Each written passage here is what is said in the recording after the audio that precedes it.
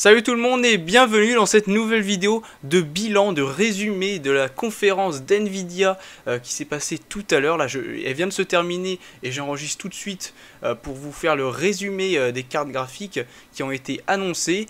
Et autant vous dire que je suis content et en même temps je pleure un peu parce que ma 1080 Ti elle est plus très puissante comparée aux nouvelles cartes graphiques. Alors on va commencer tout d'abord par la technologie qui était bien mise en avant pendant toute la conférence, qui était le RTX, donc le nouveau nom des cartes graphiques. On dit plus GTX mais RTX pour le Red Trading.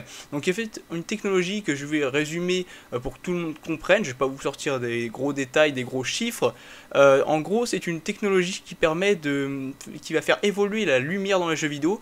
C'est-à-dire que à l'heure actuelle, les jeux vidéo tournent avec l'occlusion ambiance, donc qui permet d'avoir, vous avez la lumière, un point de lumière, et derrière ça fait des zooms avec les objets. Ça s'arrête là. On va pas plus loin. Après derrière, il y a des améliorations dans certains jeux. Et donc là, ce que Nvidia ont fait, c'est que la lumière va être retranscrit en temps réel, et surtout ce qui va permettre de faire chaque point en temps réel indépendamment, et qui fait que dans une boule transparente, et là, la lumière va arriver et hop, elle va passer à travers, va faire des reflets comme dans la réalité. En fait, ça va pas être comme dans la réalité, mais ça se rapproche le plus possible. Et c'est-à-dire que les lumières que vous voyez dans les films d'animation assez récents, c'est ce qu'on va pouvoir voir dans les jeux vidéo à l'heure actuelle, enfin dans les jeux vidéo futurs.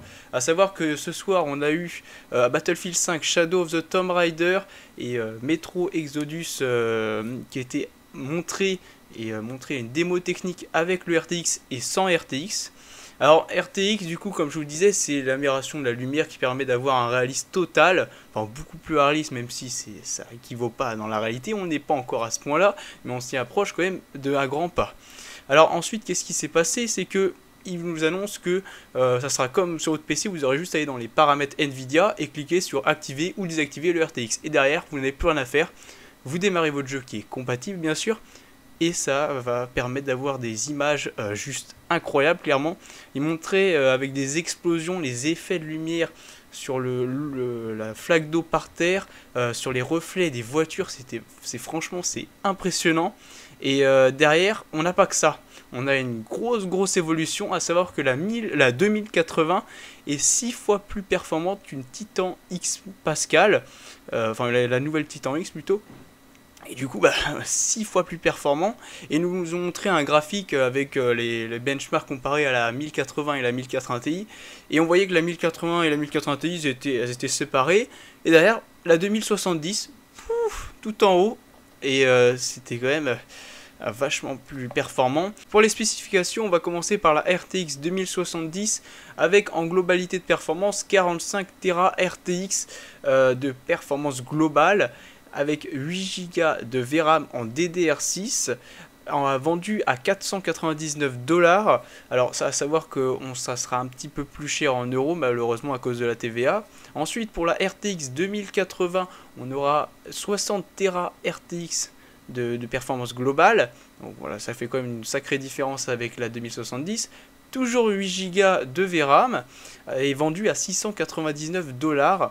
Et là pareil, ça sera je pense autour des 700 €, même un peu plus.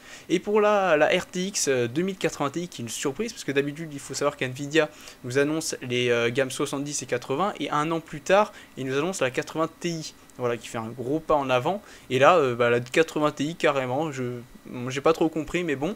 Alors cette carte graphique aura 70 Tera RTX avec toujours 11 Go comme la 1080 Ti, donc 11 Go de VRAM en DDR6 pareil. Et autant vous dire qu'on voyait des benchmarks avec des jeux, enfin des démos 3D en temps réel avec le RTX activé, et autant vous dire que c'était assez impressionnant. Je vous montre les images de la conférence, et c'est vrai que j'attends de voir ce que ça va donner en jeu. Alors personnellement, moi je possède une GTX 1080 Ti, l'édition Poséidon, si vous n'avez pas vu ma vidéo sur la carte graphique. C'est une carte graphique qui a la génération Pascal, la plus performance. Et là, autant dire que la RTX 2070 est beaucoup plus performante. Et donc, si on regarde vite fait, la Titan X, la dernière, la 2080 est 2 fois plus performante que la Titan X. Du coup, bah, ça fait qu'on a 6 fois plus performance que la 1080 Ti. Donc ça me fait un petit peu mal, à savoir que je pense que la 2070, d'ailleurs, ça doit faire du 4 fois plus performante qu'une 1080 Ti. Donc vendu le même prix qu'il y a 2 ans, avec une 1080 Ti qui va sortir dans un mois. Voilà, donc le 20 septembre, ces cartes graphiques là sortent. On peut les précommander, donc c'est quand même une avancée technologique.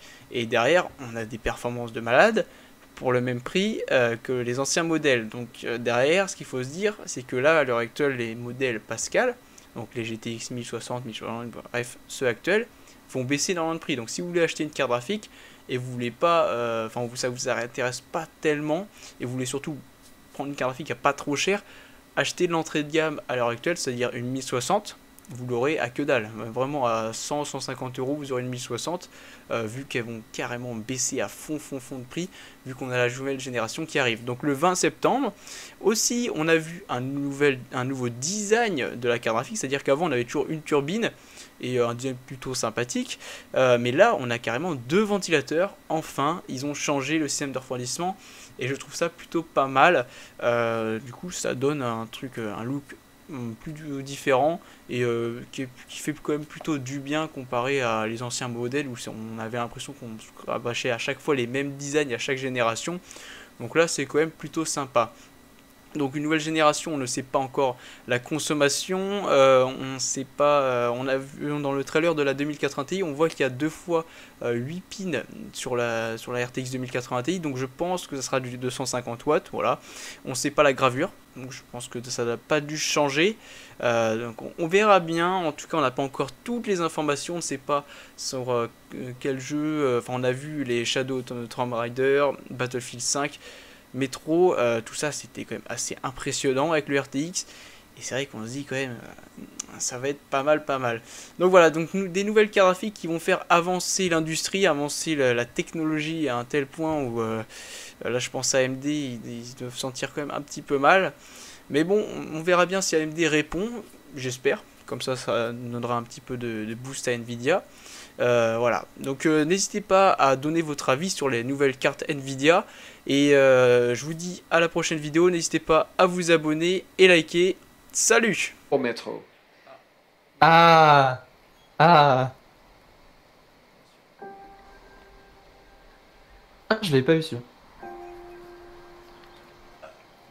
Attends, ça vaut le coup que je mette en élevé.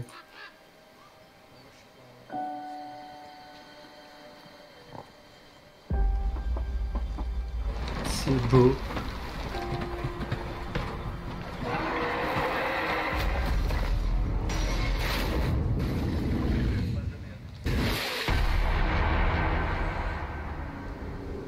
Ah bon?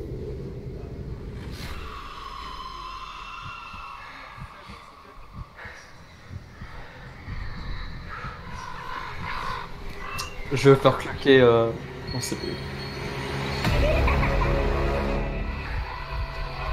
Non.